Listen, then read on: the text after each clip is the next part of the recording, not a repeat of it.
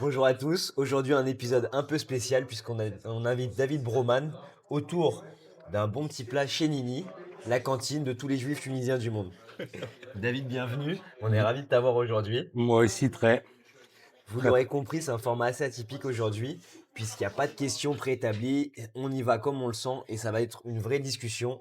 Peut-être que ça va être bien, peut-être que ça va être merdique. En tout cas, c'est sûr qu'on va rigoler nous. Vous, on verra. Bon, David, merci d'être parmi nous. Avec plaisir. Est-ce que Salut les gars, tu salut tout peux le nous monde. présenter un peu ton parcours? Ouais. Alors, moi j'ai 41 ans. Ouais. Je suis né dans la jolie ville de Créteil, Ouais. que vous connaissez, vous avez intérêt de connaître. Je suis né là-bas. Arrête tes conneries. J'ai senti qu'il y avait un truc. C'est vrai, t'es né là-bas, mais pourquoi t'es pas resté? T'as eu des parents intelligents. Ils sont partis vite. On a tourné un peu et puis après très très vite dehors. Ok. Moi, je suis né à Créteil dans une famille. J'aimerais bien vous dire qu'on a galéré, qu'on a eu les huissiers, que c'est ça qui m'a donné envie de. Mais pas du tout. Père médecin, on avait un peu d'oseille, maman à la maison, tout allait bien dans le meilleur des mondes. Mhm. Euh, je remercie mes parents d'avoir toujours été en école Merci. publique. Merci beaucoup. Toujours été en école publique, en école laïque, et je pense que vraiment, ça m'a appris le business en fait. Ouais. Vraiment, ça m'a appris le business. Et voilà, j'entreprends depuis que j'ai l'âge de 27-28 ans. Toujours dans l'immobilier alors que j'en ai rien à foutre de l'immobilier. Enfin, vraiment, ça me fait chier, tu peux pas savoir Ouais. comment. Mais il avait fallu que je trouve Dans ma famille, j'ai vu des gens qui ont fait fortune de ouf et qui ont tout perdu. Et ça m'a angoissé à un point, mais tu peux pas savoir comment. Genre, j'avais un oncle qui avait une Rolls, un chauffeur, etc., et qui a fini sa vie 110 balles, quoi, vraiment 110 balles. Et donc, je cherchais un métier où il n'y aurait pas d'effet de mode, il n'y aurait pas d'effet de crise. Et c'est pour ça que j'ai choisi l'IMO. Et depuis une quinzaine d'années, j'entreprends maintenant. Ouais. Je suis assez satisfait de mes résultats. Ça représente 80% de mon temps et 20%, j'investis dans des entreprises Ok. en tant que business angel. Et voilà, quoi. Et c'est quoi que tu préfères alors? Bah, je préfère investir dans les entreprises, mais je suis vraiment pas bon. Donc, forcément, je continue le reste. Non, en vrai, je me suis aperçu que j'avais les mêmes résultats que tout le monde. En grosso Ok. modo, il y a une boîte sur 10 qui marche. Et toutes les autres, elles se pètent la gueule. Ouais. Et le problème, c'est que j'ai fait ça sans avoir l'argent pour le faire. Généralement, on dit que tu as 1 million à plat, ok, au maximum, tu vas investir 100 000 balles dans des boîtes. Moi, c'était le contraire. Je gagnais, je te dis n'importe quoi, 200 000 euros et j'investissais 100 000 euros dans des boîtes. Donc, du coup, mes pertes me font plus mal que Simon Sini, par exemple, ou que n'importe quel autre business angel qui a plus de moyens que moi, quoi. Ouais. Mais ça me rend vivant. Je kiffe. Et t'as une belle expérience humaine ou financière sur une des boîtes que t'as accompagnées? Ah, j'en ai vraiment plein, j'ai de Ouais. la chance. J'en ai vraiment plein. C'est beaucoup des trucs marrants, quoi. Tu vois, par exemple, ma première boîte dans laquelle j'ai investi, ça s'appelait École Sup Paris. Mhm. Euh, j'ai investi 20 000 balles. J'ai fait un exit au bout de 2 ans à 80 000 euros pour payer mon mariage. J'étais trop fier d'avoir fait cet exit. Et ça a été revendu, je crois, il y a 2 ans pour 180 millions d'euros. Ah Voilà. oui. Donc, à la fois, tu es content et à la fois, tu as envie de te pendre, tu vois. Tu sais pas trop. C'est comme le mec de Victoria's Secret. Oui, sauf que le mec de Victoria's Secret, il a quand même revendu avec un beau pactole. Ouais, il a vraiment bien vendu. Moi, mec, j'ai revendu, j'ai gagné 60 000 euros, j'ai payé mon mariage, j'ai divorcé 5 ans après. Ça veut dire c'est vraiment de la perte Toi, t'as fait sèche. deux conneries. De quoi? De divorcer ou de se marier? Non, t'as fait la connerie de vendre à ce moment-là Ah oui, pour te marier en plus, double connerie. c'est ça. C'est vraiment pas une connerie. Je m'entends trop bien avec mon ex-femme, mais en effet, c'est vraiment une perte sèche, quoi. J'ai mis Ouais. 60 000 balles dans des petits fours au thon, quoi. Et dans un mec qui chante Ava Nagila Ava et qui chante faux, tu vois. Est-ce qu'il chantait bien? Voilà, c'est Ils ça la chantent vraie faux. Et qui chante bien dans un orchestre, frère? Ils font tous le premier tour de The Voice, ils montent leur orchestre. vrai, ça, ils font tous Ouais, c'est incroyable ça. Vu à The Voice, ok, frère, ils nous chantent Veïché Hamda et ça y est. Bon, mais voilà. Donc des histoires avec des entreprises, ouais, j'en ai Ouais. plein, j'en ai plein. J'avais investi dans une boîte qui s'appelait Deal de ouf. C'était mec extraordinaire d'intelligence. Si bien qu'au bout de 3-4 mois, il y avait la couverture de Challenge, genre la startup dans laquelle il faut investir, peut-être la future licorne française, etc. Donc moi, je me voyais, c'était la première boîte dans laquelle j'ai investi. Donc je me suis dit, ok, enfin le monde va voir à quel point je suis intelligent, à quel point je suis fort. C'est ma première boîte. La DCCRF est venue un matin, ils ont considéré que c'était un jeu de hasard, ils ont tout fermé. J'avais investi 130 000 euros dans cette boîte, c'était mon plus gros investissement. J'en ai plein des histoires sympas. Je parlais des boîtes dans lesquelles j'allais investir. Donc la première, elle s'appelle Big. Est-ce que vous connaissez Malte? Ouais. Ok, Malte, pour ceux qui ne connaissent pas, c'est une plateforme où on peut choper des indépendants, ça va du freelance au développeur. Ok, c'est un truc qui a bien marché. Big, c'est fait pareil, sauf que c'est pour les commerciaux et les bizdev. Ok. Donc, ça veut dire un mec veut lancer un projet, il n'a pas envie d'avoir des charges fixes, bah, c'est un peu en fait ce que vous voulez. Et il va développer un type qui a travaillé sur ce secteur-là comme un consultant, etc. Donc ça se lance, je ne sais pas s'il commence par les États-Unis ou la France, je ne sais plus.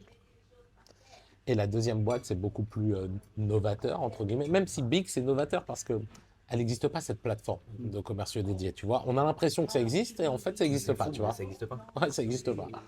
Et la deuxième s'appelle Twains. Twains, c'est les jumeaux digitaux. Vous avez déjà entendu parler de ce truc-là? En gros, aujourd'hui, les influenceurs, les influenceuses, quand ils font une story pour vendre un Dyson, quoi, un sèche-cheveux, Ouais. bah, ça marche plus du tout. Notamment grâce à mon ami Booba, qui les a vraiment défoncés. Et donc, Twain, c'est un jumeau digital où l'influenceur, maintenant, il a un jumeau digital qui a une IA extrêmement développée. Extrêmement. Hein. Vraiment, si je vous montrerai peut-être un test où je vous l'enverrai pour que. C'est un truc de fou. Où ton influenceur préféré, il parle à l'ensemble de sa communauté. Donc, si tu as 1 million, il parle par WhatsApp à 1 million de personnes. Quand tu envoies une note vocale à Nabila, elle te répond en note vocale. Si tu lui envoies une vidéo, elle te répond en vidéo. Et en fait, la conversation, elle est continue avec ton jumeau digital. Et au fur et à mesure, et ton jumeau digital, il comprend les stories que tu mets, ton Insta, il comprend ton Insta. Et il te vend les produits au fur et à mesure. Mais la conversation ne s'arrête jamais.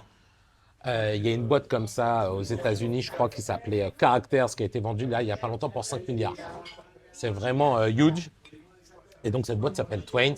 Je pense que vous allez très très vite en entendre parler parce qu'ils ont déjà négocié des bons contrats avec les plus gros influenceurs que moi je ne connaissais pas spécialement d'ailleurs et j'ai appris à les connaître. Voilà. C'est tout bénéf pour tout le monde en fait.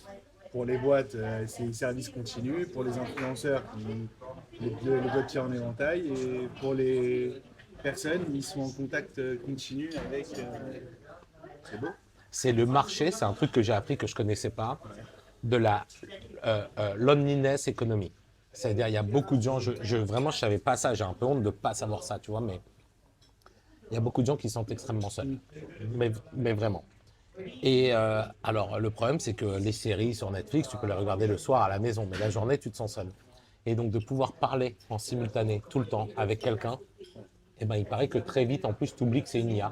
Nous, on ment pas sur le fait que c'est une IA. Hein. Ouais. Ça veut dire que c'est écrit nabila.ai, tu vois, genre, on ment pas. Mais, eh ben, en fait, tu te prends au jeu. C'est tellement naturel. Exactement. Et moi, j'ai testé ce truc-là aux États-Unis avec Warren Buffett. Donc, je sais que c'est une IA, évidemment, je le sais. Mais sauf qu'ils prennent l'ensemble de son contenu. Donc en fait, les questions que tu poses, tu as des vraies réponses. Parce que sur l'ensemble de son contenu, parce qu'en fait, Warren Buffett, il a déjà parlé une fois de, j'en sais rien moi, de l'immobilier à Bangkok, je te dis n'importe quoi. Il en a déjà parlé, et tout ce qu'il a dit avant, eh ben, on peut lui faire dire ce qu'il pense réellement de ce truc. Parle-nous de toi, tes premières expériences, les premières fois que tu as bossé. C'est quoi ta première vente, tes premières expériences, ta première boîte? Ce qui est bien, c'est que nous, on le fait parler, on mange, et lui, il parle, il mange pas. Il est magnifique. Il y a un truc intéressant avec ma première vente, c'est que j'y connaissais rien et j'ai vendu à quelqu'un de mon réseau. Et qui m'a fait confiance parce qu'il m'avait fait confiance dans mon ancien travail. Et ça, c'est quand même un truc un peu intéressant qu'on pourrait donner comme conseil aux gens qui nous écoutent. Que même si tu as fait un job de merde avant, je sais pas moi, livreur, vendeur dans un magasin. Quand je dis un job de merde, c'est pas pour être péjoratif, c'est un job dans lequel tu ne te vois pas évoluer, tu vois. Ouais. Quand tu as été un type de confiance et un type de valeur dans tes autres expériences, souvent tu sais pas pourquoi, Mais tu vas les retrouver, ces gens-là, dans une autre expérience qui aura beaucoup plus d'importance pour toi. Euh, Moi, j'ai monté Broman & K il y a 9 mois, on fait une nouvelle boîte, où j'ai un investisseur qui est rentré. J'ai un investisseur qui est rentré, qui a un instit, qui a investi 1,5 million dans la plus grande crise immobilière ever. C'est-à-dire, on est dans la plus grande crise immobilière ever, là. Et moi qui fais de l'immobilier neuf, tu multiplies par 10 la crise de l'immobilier traditionnel. Ok, vraiment. Et j'ai un investisseur qui est rentré. Et j'ai dû lui dire, je lui ai dit, mec, t'as bien compris où tu rentrais là, tu vois, genre... oh. Il m'a dit, t'inquiète, tu m'as jamais déçu avant, il n'y a aucune raison que tu me déçoives maintenant. Et vraiment, c'est le cas de Broman & K, le cas investi 1,5 million, de par sa connaissance de ce que j'ai fait avant. Uniquement pour ça. Il n'y avait aucune raison. On n'investit pas dans un marché en crise, ça n'existe pas. Donc voilà, et donc ma première vente, merci. Ma première vente, elle a été faite avec un type qui me faisait confiance sur un autre truc. Et sinon, pour parler de vente, moi je crois pas que je sois un bon vendeur, sincèrement, sans faire mytho, tu vois. Je crois juste que je suis discipliné. Et par exemple, tu vois, vous faites beaucoup de recrutement. Dans les premières années, j'avais vu trop de films américains. Dès que j'avais un type qui me disait moi j'en veux, j'ai la dalle, je veux tout défoncer, machin. Merci. Bah moi ça me parlait, tu vois. Genre je me disais ok, c'est sûr que le mec va tout défoncer, machin. Aujourd'hui, quand j'ai un mec qui me dit ça, presque il me fait fuir. Aujourd'hui, chez Broman & K, je cherche des gens disciplinés. Discipliné, ça veut, on associe souvent le mot bête et discipliné. C'est pas ça. Discipliné, c'est rigoureux. Cristiano Ronaldo, il est discipliné. Il fait ses 1000 abdos par jour, il vient à 7 heures s'entraîner. Ça, c'est de la discipline. Et il n'est pas bête. Okay. Donc maintenant, je cherche beaucoup plus des gens disciplinés que des gens motivés. La motivation, un mec très motivé, il est très vite démotivé. Surtout en vente. Surtout en vente. Donc voilà, moi je suis pas un bon vendeur, mais je suis discipliné. Si tu rentres si tu as un lead à moi, il n'y a pas de cas où tu es perdu.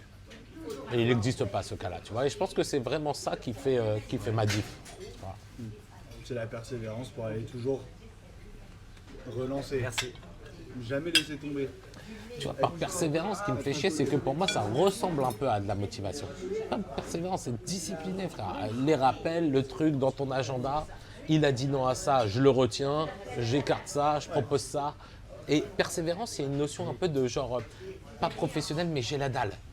Et en fait, moi, j'apprends toute la journée, on a une formatrice en interne chez nous, je leur apprends toute la journée à arrête de faire l'américain, sois discipliné, rigoureux dans la manière de tenir ton CRM, dans la manière de relancer, dans tes KPI. Tu vois, ça n'a pas fonctionné. Ok, ça n'a pas fonctionné, on ne le fait plus jamais. Ça a fonctionné, tu le graves dans le marbre.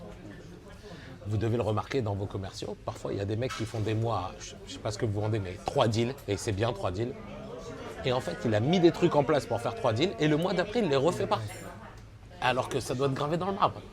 Tu vois, ça marche, hop, c'est gravé dans le marbre, quoi qu'il en le refait, tu vois.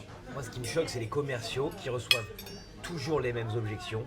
Et elles sont pas nombreuses, hein. T'en as 5, 10 maximum. D'une, le gars, il n'est pas capable de te les lister. Et de deux, il n'a pas une réponse toute faite. Ouais, il n'a pas une réponse toute faite à chaque fois. Je sais pas, c'est tout le temps les mêmes qui viennent et plus ou moins au même moment. Bon, bah, tu sais comment, même tu connais pas la technique. Essaye, tu vois ce qui marche pas, tu gardes ce qui marche. Mais même quand tu connais pas, il suffit d'anticiper l'objection. C'est ça. Pour d'anticiper l'objection au client pour que déjà ça soit fait, quoi.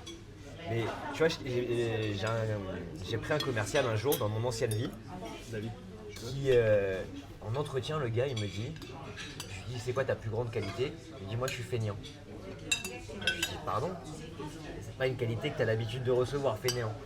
Il a raison. Ouais, parce que moi j'ai pas envie de m'emmerder. Donc tu me mets un problème en face de moi, je vais trouver la solution la moins énergivore et la plus pratique, voire pragmatique pour arriver à la fin du problème. Dis-moi, je vais pas de travail de 6h à minuit, si ce que je peux faire, je vais faire entre 10 et 12. Franchement, c'est pas mal.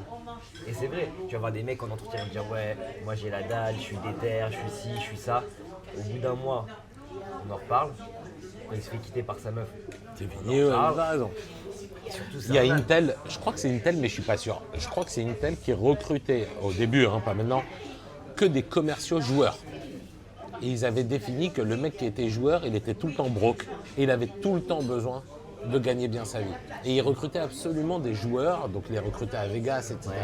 Parce qu'ils savaient que le type était un joueur et qu'il allait devoir gagner 10 fois plus que les autres pour avoir le même niveau de vie. Je sais plus si c'est une telle, je ne veux pas dire une connerie, mais ça se retrouve facilement ce truc-là. C'est un peu le même genre que feignant, ça veut dire que parce que tu as des tares, tu sais que tu vas devoir cravacher 2 fois plus ou 2 fois mieux. Merci beaucoup. Un petit peu de semoule encore, s'il vous plaît. Ouais. C'est bon, hein. C'est très très bon. C'est très très bon. Ça ressemble au trip. Ah ouais? Non mais c'est fin, c'est... J'adore la joue. Après, c'est très Mais je bon connaissais aussi. pas moi, je crois, la joue. Ma grand-mère, elle en fait tout le temps, je suis fan. C'est vrai. Ah ouais. Les tripes, jamais, moi jamais. Moi, tu sais qu'on m'emmène de force ici. Moi, je suis polonais. Je suis ashkénaze, ça veut dire... Roman. Ah ouais. Mais j'avoue que je me laisse faire. Que t'es pas le plus tunisien des Polonais. Il paraît. Mais en vrai, tellement pas. Ce qui est marrant avec les vidéos et les posts LinkedIn, c'est que en fait, c'est ce que tu montres de toi. Ouais. Mais moi, je suis une chaîne de ouf.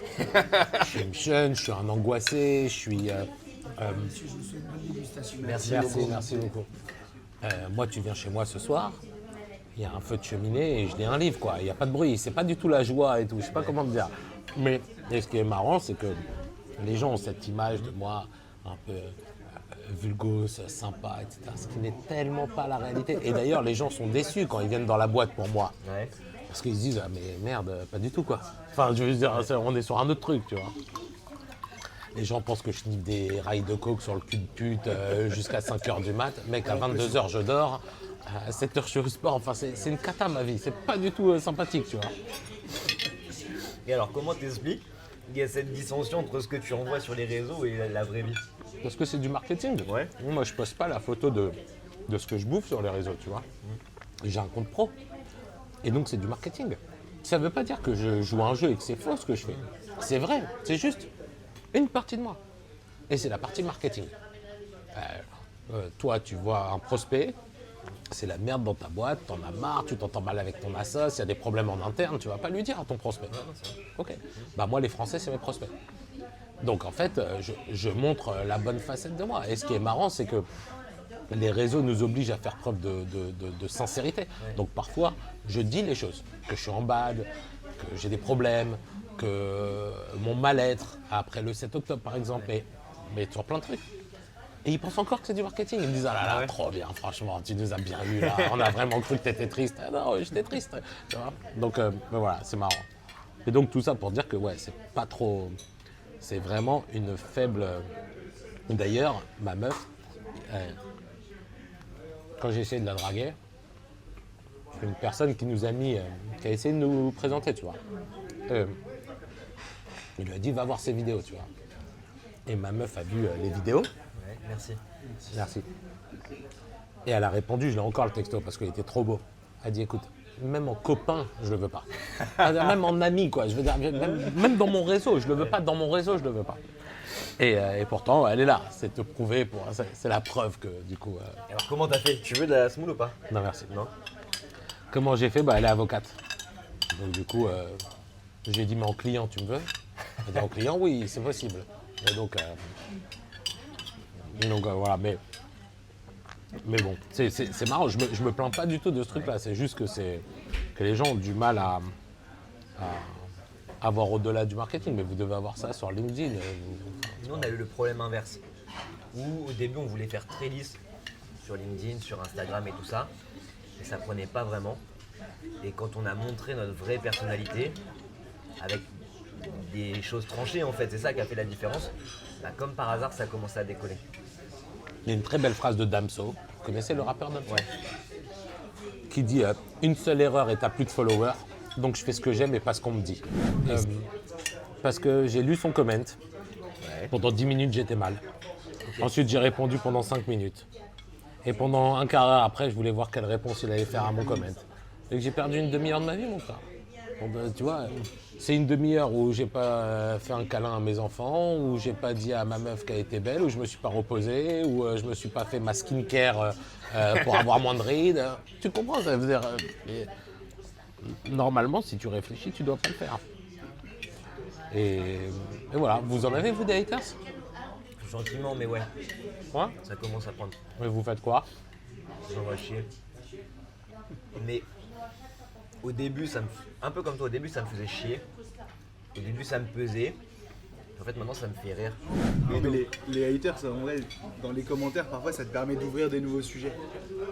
Des trucs dont tu n'as jamais parlé. Et les mecs, ils sont là, ils pensent te tacler. En fait, juste, ils t'ouvrent une porte magnifique pour apporter encore plus de trucs. Des trucs qui sont vrais. Là où je gagnais plus de followers sur LinkedIn, c'était l'année dernière, il y avait un type très connu dans le monde de l'investissement et tout machin. Je sais plus comment il s'appelle. Je peux retrouver Charles ou je sais pas. Très connu, vraiment très suivi, beaucoup plus suivi que moi, etc. Qui reposte un de mes posts en me fracassant, en me disant que je dis de la merde, que je suis une merde. Mais vraiment pas dans le fond, quoi, que dans la forme. Ouais. Tu sens que le mec n'aime pas ma gueule, quoi, tu vois. Et j'ai reposté son post. En disant, voilà, pour les gens qui me suivent, sachez qu'il y en a qui pensent ça de moi. Donc je l'ai reposté et j'ai répondu. Écoute, depuis, le mec est fan, quoi. Ah ouais? Il m'a dit, j'ai jamais vu un mec qui a eu les couilles de reposter des trucs, machin. Et depuis, très gros fan. Et du coup, comme il commente toutes mes vidéos, ça me ramène énormément de nom parce qu'il est très, très suivi. Le seul truc relou, c'est que j'ai appris qu'elle avait été condamnée pour pédophilie, je crois, un truc comme ça. C'est pas terrible. Ouais. Mais on prend les followers. Ouais. Non mais tu vois les haters, bon, le mec il va s'acharner sur ton post, 10 commentaires il va mettre. Mais ton post ou ta vidéo elle va remonter. Donc en fait le mec il t'enrichit. Moi je leur dis sur les commentaires sur Ouais, mais il LinkedIn, pense pas à ça, le mec. merci beaucoup, vous me faites remonter mon post, c'est de l'argent qui tombe. Merci. Mais pourquoi t'en veux Attends, qu'est-ce qu'on appelle un hater? On est d'accord que c'est un mec qui t'en veut à toi la personne, c'est pas quelqu'un qui dit que tu dis une connerie. Parce qu'il a le droit de penser que tu dis une connerie. Ouais, non, moi les haters en gros que j'ai beaucoup, c'est ouais, t'as même pas 30 ans et tu viens de donner la leçon. Ouais, ok. Moi des commerciaux j'en ai eu plus dans toute ma vie à manager que t'en auras en toute ta vie en 10 ans. On a fait des trucs, on a réussi, on s'est cassé la gueule, mais c'était avec notre argent. Tu vois, c'est facile de dire j'ai managé tant, j'ai fait ci, j'ai géré tant de budget. Quand c'est l'argent d'une boîte, que t'as rien fait. Bon, quand c'est ton argent, que si tu manges, c'est bien, si tu manges pas, bah si tu gères pas, tu manges pas. Ça t'apprend aussi, tu vois. Ok, mais tu parles de management. Un mec qui a été payé 15 000 balles par mois, qui a jamais pris de risque et qui a managé 300 personnes, il a une vraie expérience de management. Ouais. Peu importe qu'il soit entrepreneur ou pas. Donc c'est pas forcément un hater. Moi, pour moi, un hater, c'est un mec qui t'en veut sur toi, ta personne qui tu es, pas sur le fond que tu dis. Tu vois. Non, on n'en a pas ça, des comme ça. Ah, moi j'ai que ça. Ouais. Moi sur le fond, après, le mec n'est pas d'accord, franchement, il a grave le droit. Moi j'arrête pas de dire n'achète pas ta résidence principale, machin. Un mec qui est complètement contre, fine, je l'écoute, c'est pas un hater.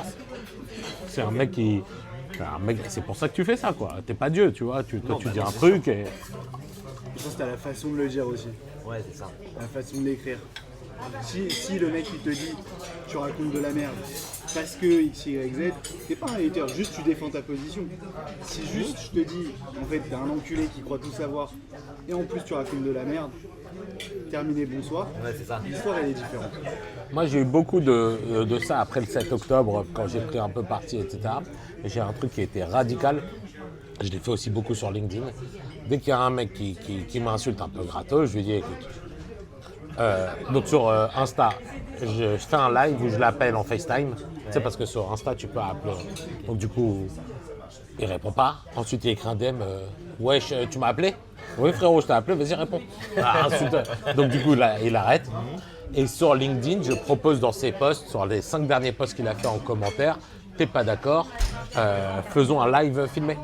Et après, ils s'arrêtent généralement complètement. Parce que souvent, c'est pour rebondir et se faire leur propre pub. En vrai, ils t'aiment bien, tes haters. Bah, t'as vu Xavier Niel, ce qu'il a fait là il y a quelques semaines, il me semble que c'est Xavier Niel. Il y a quelqu'un il y a eu un bug de free. Il lui a dit rendez-vous à tel Lidl dans telle ville à telle heure. Et le jour et la date et l'heure qui était dans le post, Niel il a posté un truc sur Twitter, un selfie en mode je suis là, je t'attends. Il est trop fort. Raison. Oui, mais ça, c'est de la com. C'est Il de la avait com. probablement pas prévenu qu'il serait là, tu vois. Non, c'est sûr que non. Ouais. C'est que de Bah, la après, com. en com, il est très fort. Enfin, en tout, il est très fort. C'est très fort. D'ailleurs, il vient de Créteil. Ouais. Peut-être pour ça. Je pense qu'il y a c'est pour ça qu'on dit Créteil Soleil. Ça, Que vous êtes brillant. parce qu'on est chaud. Et en fait, il m'a mis grave à l'aise. Il m'a donné une vraie leçon de management pour le coup, Hanouna. Pendant la pub, donc on t'équipe et en fait, il y a une pause pub ou une sorte de magnéto. Et en fait, tu rentres pendant ce truc-là. Donc, ce qui fait que quand l'antenne reprend, t'es assis avec tout le monde. Et donc, il va me chercher. Il y a une sorte de petit tunnel à la télé. Tu as l'impression que c'est long, mais il fait de là à là. Enfin, c'est rien, tu vois. Et quand je suis dans le tunnel, il vient me voir. Merci. Et il me dit David Broman. Oui. Il me dit depuis que j'ai dit qu'on te recevait, je reçois plein de messages de potes à moi qui m'ont dit que tu étais une bombe. Vraiment, je suis trop content de t'avoir. Merci d'avoir accepté l'invitation. Frérot, évidemment que j'accepte l'invitation, de quoi on parle, tu vois. Et en fait, j'ai compris en fait. Il m'a mis en confiance.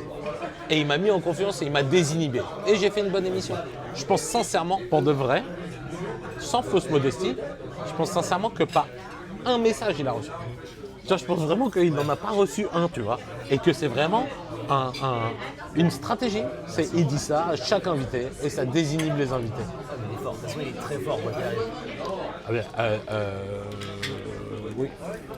C'est-à-dire quoi, très fort? Tu sais, c'est le mec. Moi, je considère qu'il y a des gens dans la vie, quoi qu'ils feront, ils réussissent. T'as craqué ou pas? Il a pas réussi du tout. Enfin, pardon, il a énormément réussi, mais je veux dire, il s'est planté tellement d'années. Ouais, mais au final, il a réussi. De ouf, mais non, je reviens juste sur le fait que tout ce qu'il fait, il réussit. Pas du tout, on a la preuve qu'il s'est Ils planté. finissent toujours par réussir.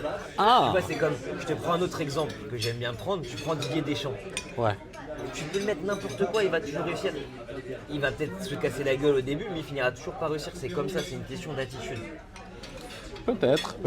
En tout cas, je ne sais pas comment il va rebondir maintenant. Je lui souhaite de bien rebondir. Tout le monde dit qu'il n'est pas inquiet pour lui et tout. Moi, si, je suis un peu inquiet.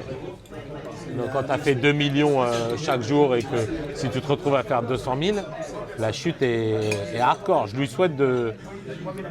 Voilà, je pense qu'il y a plus de chances de réussir que de ne pas réussir, mais en tout cas, je lui souhaite de réussir, même si je dois avouer que je ne suis pas fan de la ligne éditoriale, mais ouais, c'est un choix de business, quoi. Tu vois, je veux dire, je n'ai pas à en juger, quoi, de toute façon. Il nous a annoncé qu'il allait créer sa propre chaîne. HTV, je crois que ça s'appelle. Ouais, sur YouTube. Ouais. YouTube, le canal, il continue à le suivre aussi. Non, mais t'en sais rien, comment tu sais? C'est lui qui a dit ça.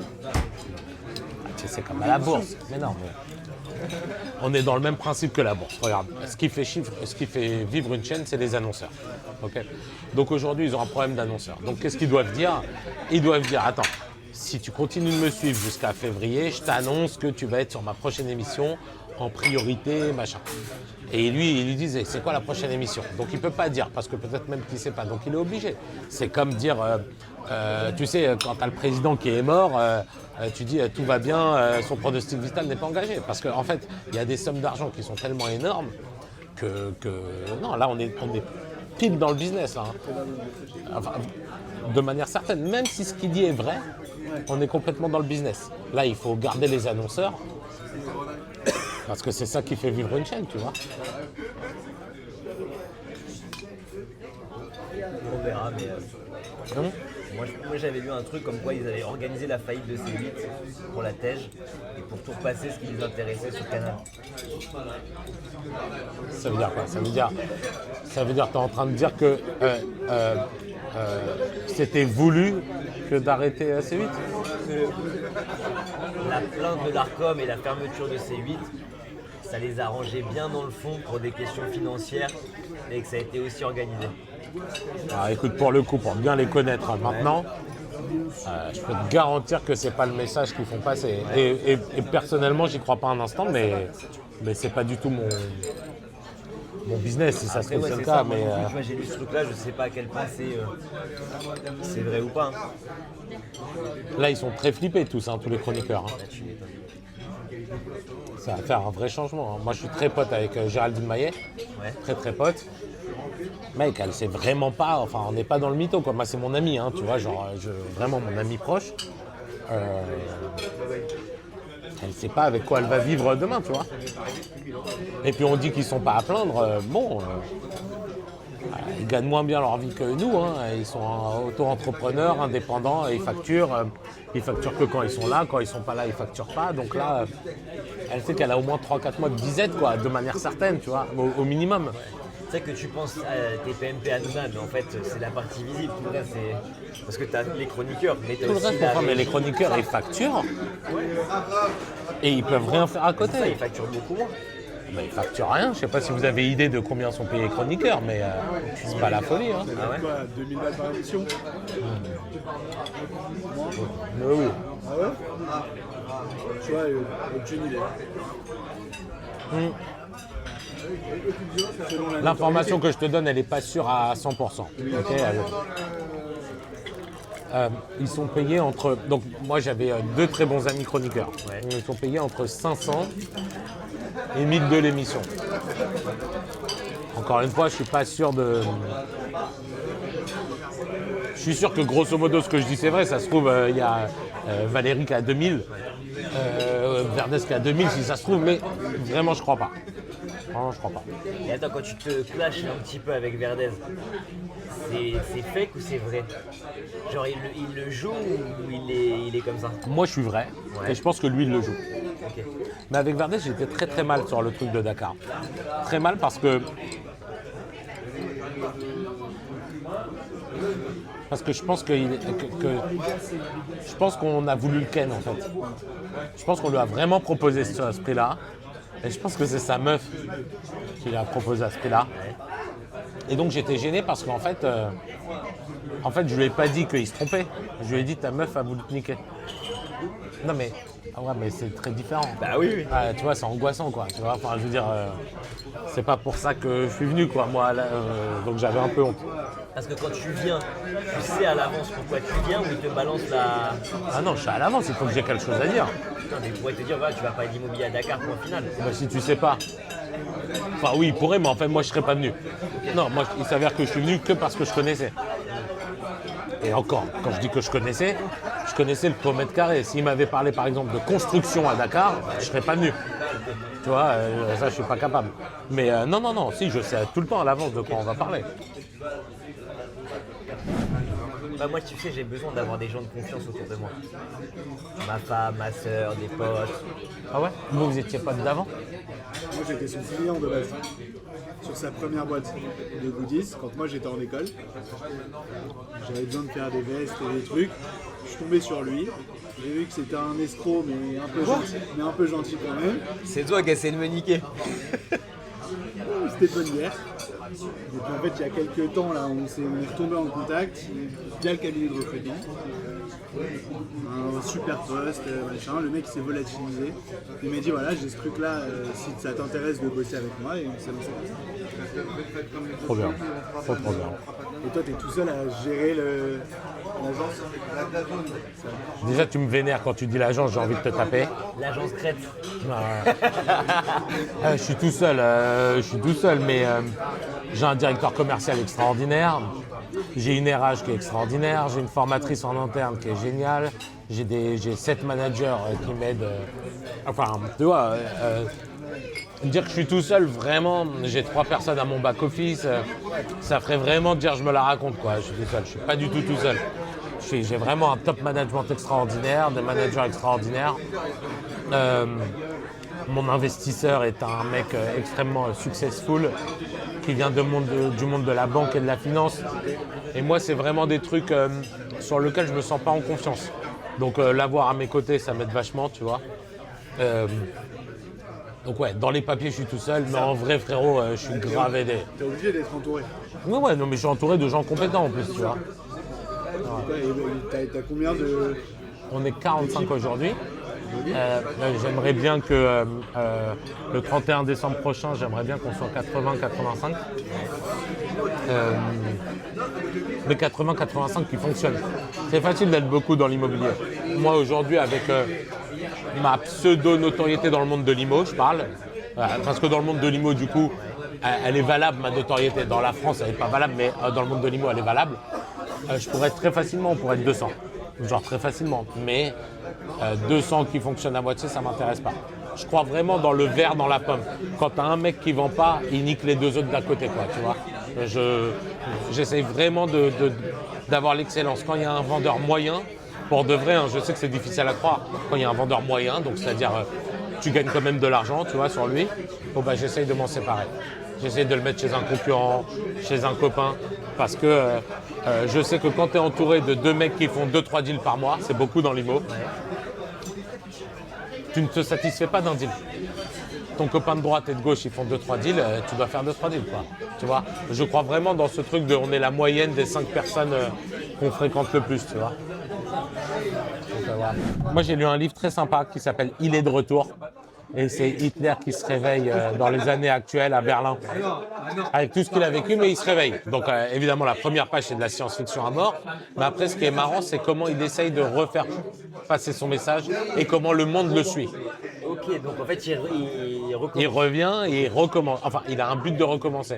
Et comment et c'est génial parce qu'il te parle avec les moyens de communication aujourd'hui et ils te disent comment on n'apprend pas de nos erreurs. Ce qu'il te dit, tu dis, mais c'est évident que ça se passerait comme ça.